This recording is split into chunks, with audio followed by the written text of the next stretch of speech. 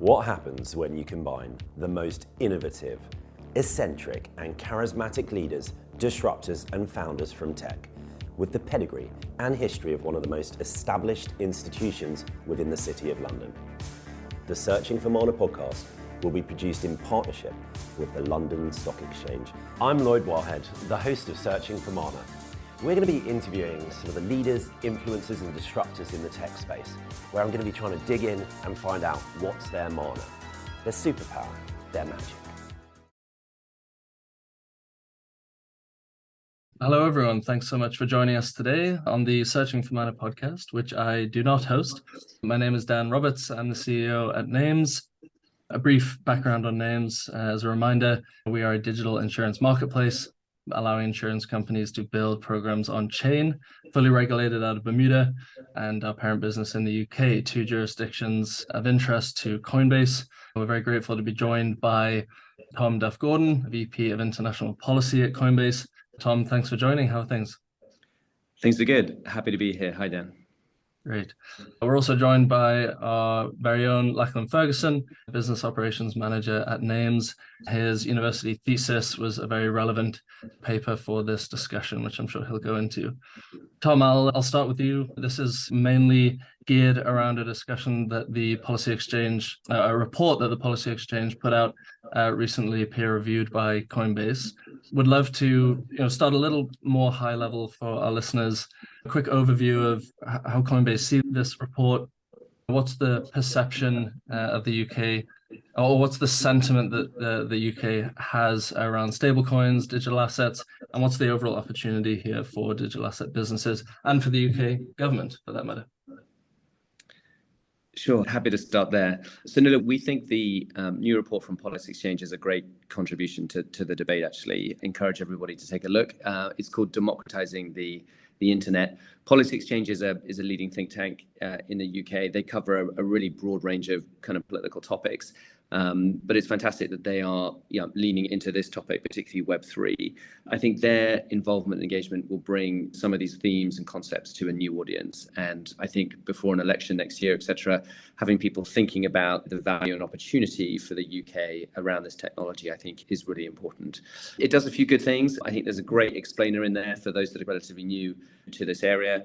They take on a bit of myth busting. So I often find in conversations that I have with policymakers that are not trafficking day to day in this area, a kind of confusion around tokens and blockchain kind of being something potentially useful that people have heard of, token speculation being something that they normally associate with kind of a negative. So I think this does a really good job about talking about the value of tokens, about decentralization, the role that tokens will play in kind of Web3. They also talk a little bit about other myths associated with climate, particularly proof of work. I think that's a pretty good chapter there. And then there's a number of case studies, not just financial services, because again, I think we often find the conversation it's very financial services, including obviously payments, banking, insurance, but we can use this technology for a number of different other things. And they have some social media examples in there, some creative industry by topics. They talk a little bit about how the government potentially could use blockchains to better provide public services. I think there are case studies around land registry, passport office, any of these kind of data heavy, spreadsheet heavy kind of parts of government where reconciling between those old ledgers is complicated and difficult, and using blockchain could help. Look, overall, I think it's a really interesting, helpful report. I think it will bring a new audience into the space. And then to go back to your question, Dan, look, I think the premise really is the UK has an opportunity here, not least because given some of the issues in the US, which maybe we'll touch on. And if the UK is able to provide regulatory and legal clarity, then there's a big opportunity, not just in financial services, but more broader. So I think it does a really nice job of talking a little bit about that opportunity, and I think it should start some interesting discussions. That's great. Yeah, our very own Prime Minister has come out and said some positive things about the UK's stance around this general area. Is it your impression that this independent report seems to indicate that's a serious claim instead of a backhand loose statement? It seems to be quite aligned that there's some serious depth put into this report and outside of that. Yeah, I think so. We've always been very grateful for the signalling and support that the top of government has given for our kind of industry and for sector. And that's incredibly helpful for those of us that want to invest and kind of scale in the UK and see the potential and the opportunities here. So I think that's great. The Chancellor in his speech earlier this week, I think, talked about how the UK wants to position itself, or the government wants to position the UK as the next Silicon Valley and a leader in industries of the future.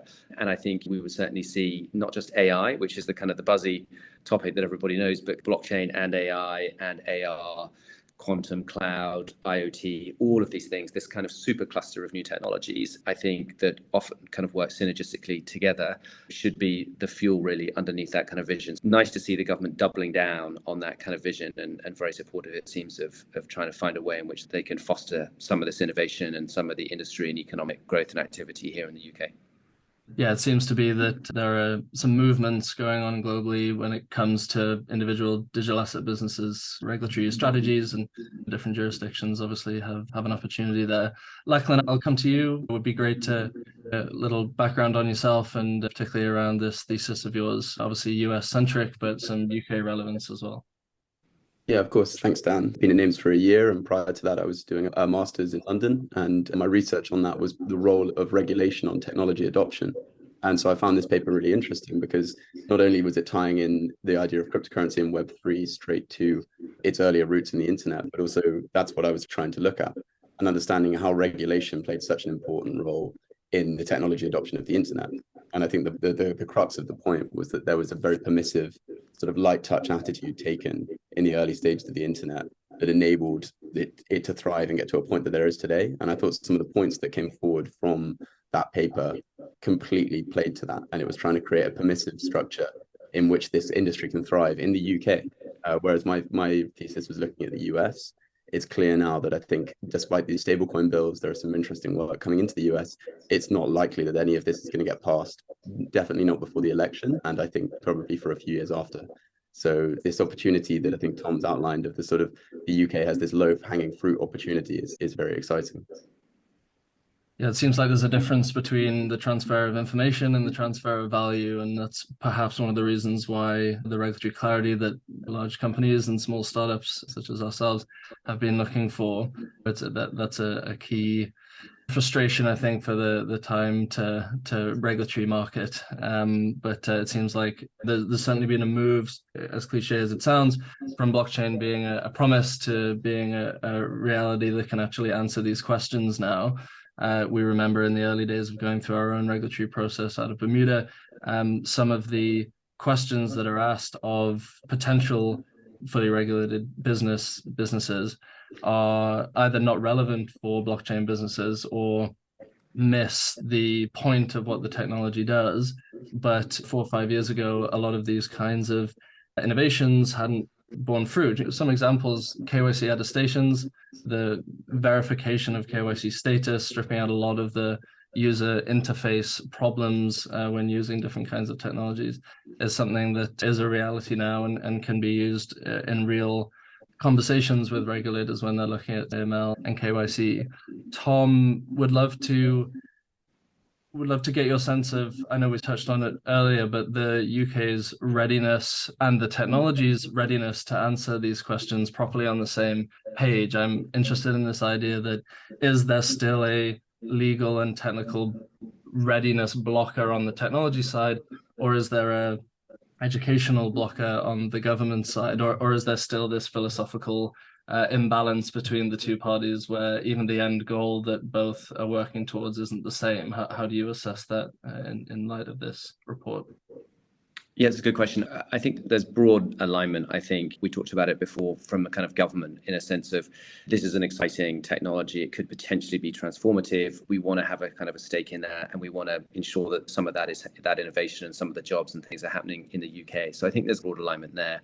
There'll always be a balance to be struck as we move further in the kind of rule writing to make sure that the regulators' kind of primary concerns around consumer protection and market integrity and financial stability, that those are met, but they're also met in a balanced way such that we can continue to keep innovating. So I think broadly we're moving along decently along that track.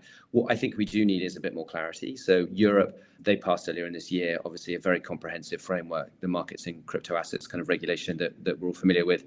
That doesn't come in for CASP until the beginning of 2025. But I think the UK, in order to hit a similar timeline, more or less, has got to probably accelerate some of the things that they're doing. But I think that will happen. I think Treasury are going to be responding to their consultation paper they put out in February on how to regulate the industry, I would imagine, in the next few months. And then we know after the FSMA bill was adopted that we're going to see the Bank of England and the FCA write rules, whether it's on stable coins or kind of more generally technical rules on digital assets. So I think we need some of that guidance. I think we need some of that clarity from the regulators. But I think the industry will conform and fall into line. It will take time, and the sooner we get that kind of guidance and we get the clarity, the better. But I don't think there's a fundamental blocker at this stage. I think we're moving along, and we'd be keen to see that journey move as fast as we can to clarity, such that we can build in knowledge of what the end goal is. No, that's good to hear. How you mentioned it earlier. How do you see the difference in approach that the US has taken to the UK's approach? For example, where do you think the UK stand around classifications of stablecoins and other digital assets? It seems like there isn't an educational barrier, and they're looking to do what they can to provide perhaps this light touch clarity that we're speaking of. Why do you think there hasn't perhaps been the same approach in the US? I think the simple answer is the supervisory architecture is different in both places. We have just one authority that looks after both securities and commodities, and that's helpful. In the US, that's different. Obviously, they have the Securities and Exchange Commission. They also have the CFTC looking after securities and then commodities and derivatives, respectively. And I think the big question and debate on the US side is, are some of these tokens, are they commodities or are they securities? Our strong belief is that they're commodities, but that is something which has yet to play out. We were very keen to see a kind of consultation kind of process and new rulemaking occur. That has not been the approach that's been taken by the SEC. And so there are a number of kind of processes that you're aware of, some of which, or one of which certainly will lead to regulatory clarity in due course. But on the UK side, I think the question really is, it's a different distinction, is what is a financial instrument and what is a kind of a new kind of token, as it were. And that's a little bit the approach that was taken in MiCA as well. And I think that's an easier distinction to draw. It's not going to be totally easy because obviously there's a life cycle for some of these tokens where some may start out more centralized and then they decentralize over time. But effectively, if you're tokenizing existing bond or equity, then it's clear that's going to fall on the financial instrument side of the line, I think. But if it's not, it's on the other side of the line, it's decentralized, then I think you need new rules for that. And obviously we have MiCA in the EU, and I think we'll have this new framework and classification that the Treasury's been working on. So it's not a simple process on either side, but I think it is clearer in Europe and in the UK. I'm grateful for that. And we've just been pushing overarchingly for the concept of same risk, same regulatory outcome. So we can't have exactly the same regulation. We don't want to shoehorn this new technology into traditional finance kind of rules where that doesn't make sense. And I think there are lots of examples of where that is the case. But of course, we want to match the same outcome. So we want to protect consumers. We want to have markets that people feel confident about engaging and interacting with. If people give centralized actors their money, the custody rules should be robust, etc. But you can achieve those outcomes in different ways when you think about the technology and what that gives us in terms of transparency, in terms of atomic settlement, etc. There are often different approaches that you can take. More or less, I think we're moving in the right direction, and I think the debate should hopefully be a slightly simpler and clearer one on the UK side.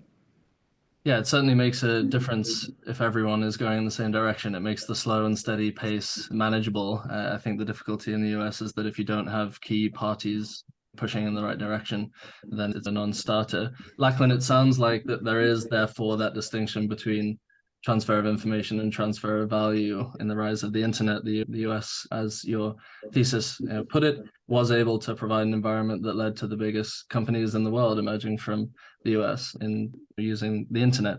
Is that kind of how you're settling here, or is there some hope with the transfer of value achieving some light touch regulation? Yeah, I think something that Tom pointed out earlier that's the most important thing to me is classification. And it's the definition of what these assets are and also what their use cases are. And that needs to be the key future to that, is based on them having experts and people that understand the technology within government. And I think this kind of plays to this point where we're now at, which we weren't 5 years ago, which is that both the people on the tech side here are asking for regulation and they would like it. And that's a very different place than 5 years ago, when there was more, or 10 years ago, where there's these earlier ideals and values that were coming out, not dissimilar from the early values and ideals of the internet, which were decentralization and autonomy outside. That's not the case anymore in the crypto space. People would like this regulation, and so they're happy to work with governments. I know that's been Coinbase's goal in the US massively. You've been wanting regulation and wanting to work alongside the governments to work out and create sensible regulation that makes sense. And so to see that coming, this proposal in the UK really fits with that. I also think it's worth touching on the Coinbase's Bermuda operations. We're in Bermuda as well, and actually seeing a digital asset business license or a digital asset business act there that does feel quite robust and comprehensive. And we know personally that they did rely on a lot of industry experts to develop and write that law. And so I'm hopeful that the UK can bring something similar. That's the excitement here, is that this touches lots of different industries. So from Nayms' perspective, that's insurance. UK is obviously one of the largest insurance and reinsurance jurisdictions in the world. They are, when it comes to digital assets, we're obviously trying to lead these discussions, is looking at how USDC and other stablecoins can be seen as sufficient collateral for fronting, how it can be sufficient funds at Lloyd's, within the Lloyd's marketplace. Classifications is going to go a huge way for these major industries for other players to bring forward. Tom, would love to end with your piece, kind of touches on what Lachlan mentioned, just around what do next steps look like here for both government and large and small digital asset businesses alike. There was mention of digital fellows and other pieces as to how that kind of unison collaboration can move forwards in a timely manner. How do you see next steps here? Yeah, one of the recommendations in the Policy Exchange report is, I think, for these digital fellows, which you talk about, Dan, in different departments across government, thinking about how to harness this new kind of technology to deliver the outcomes for that particular department. And I think building on what was also you discussed by Lachlan, the idea that you have real experts who really understand it and can then consider what are the kind of the problems, but understand better the solutions and the technologies that can work alongside. So I don't know how government will react to that. So we'll have to see. You'll have to get Policy Exchange on to ask. I know that they quote a number of different examples in the report of where government outside of financial services, outside the Treasury, has already started looking at the technology. And so maybe there's a role, for example, for DSIT, which is the new Department for Science, Innovation and Technology, to play some kind of convener. So I know that DSIT is obviously doing a huge amount of kind of work in AI. I think the UK is assuming a kind of a global role on AI. And I think what we're keen to do is to put Web3 and blockchain within this kind of cluster of kind of different technologies, so that government think about it a bit more holistically, start to think about how they can convene private sector expertise, whether that's through hackathons or whether it's through these kind of fellows, to try and generate ideas and content such that the private sector can be encouraged to innovate and to employ more people and to drive growth here locally. But equally, the government can think about how to better deliver kind of goods and services on its own kind of back, as it were. I was delighted and privileged to be part of a panel at one of the political conferences earlier in the week, and we had the Secretary of State for DSIT on our panel discussing this Policy Exchange report. And for me, that's just a great signal that they are starting to see this underlying technology as not just something which is about speculation on meme coins, which I think all of us would be a bit frustrated with. They are, I think, there is now a conversation about how it's broader, and the use cases exist in numerous different economic sectors and spheres.